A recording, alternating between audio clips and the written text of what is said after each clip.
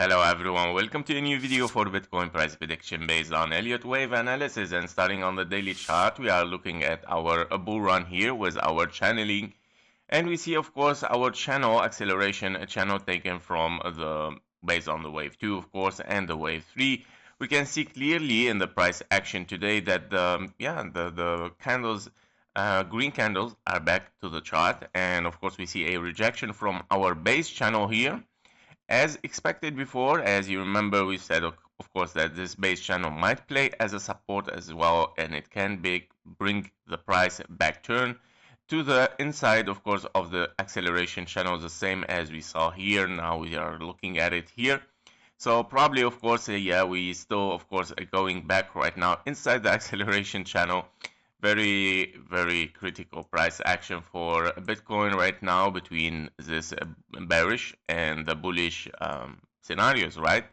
So we have two scenarios on the daily. Let's walk with them. Well, let's start with the bullish one, where we have, of course, A, B, and a C finished a wave 4 here as a short, and this is the difference how those two scenarios start to unfold for wave 5. It is the difference between a wave 4 here, where you have after it triple 1 2s, 1 2 1 2 1 2, and then 3 4 5 2 on the upside, and then a 4 and a 5 finish the orange one for 1 2 3 4 and a 5.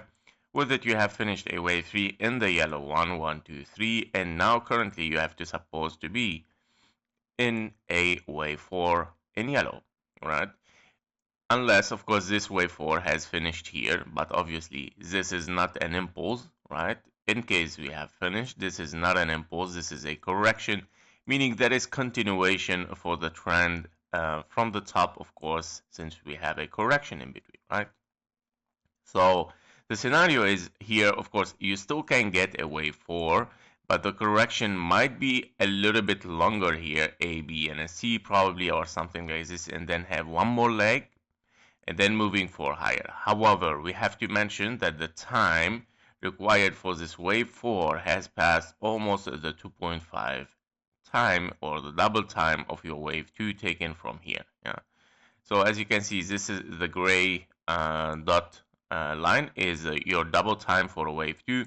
So we have passed a double time and a half almost, and probably, yeah, we're moving a little bit higher, but nothing is impulsive yet.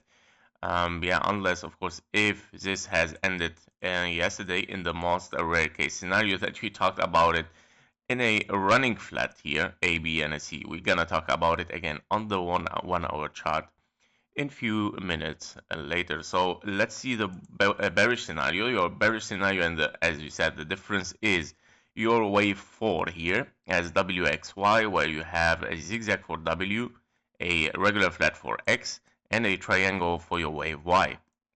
Finishing a wave 4, it can be also as well a regular flat for your wave Y, and this is exactly what I'm talking about, that it might happen again here, yeah, and then moving toward the upside. So very, very probably this is the same scenario, by the way, here, between up what we are currently there. So here you have double 1 2 3 4 and a 5, 4 and a 5, of course, and you have finished as this impulse toward the upside. You finished the bull run and you started to move impulsively toward the downside. Currently we have triple 1 2 1 2 and then 1 2 and another diagonal here as another 1 2 somehow like this, and yeah, we're looking to finish probably still a wave 2 of it, a 1 2 here, and then moving toward the downside. So triple 1 2s probably are unfolding, and currently we might be in a wave 2. Let's see it, of course, on the 1 hour chart. So on the 1 hour chart, we can see definitely much more higher possibilities here, for, of course, for what it might happen, because, you know, this pattern can transform to many things right now. However, for the bullish on the 1 hour chart, if you are in a W for this zigzag, a X for another zigzag, A, B, C, D, and a E. We still need, of course, to finish this wave D. So currently we might be in a wave D, and then, of course, one more wave E. But don't forget that with this wave D, you can finish very simply, of course, a 1, and then 2. Yeah, so 1, 2, 3, 4, 5, leading diagonal for a wave 1, A, B, and a C, of course, or WXY for your wave 2, and then moving towards the downside. Massively and impulsively, of course, because you have a big 1, 2, 3, 4, 5, and you have before it a bigger 1, 2, and another bigger 1, 2. Yeah, with a very, very bearish momentum, right? Same momentum still, of course, dominating the chart here, right? The bearish momentum still, of course, having some power here, as you can see with the price. Well, here, of course, yeah, we might, of course, move to the wave 2, but don't forget that this still, of course, inside the momentum. Yeah. So these are the insights. We might, of course, reach the wave 2 here in your bearish scenario.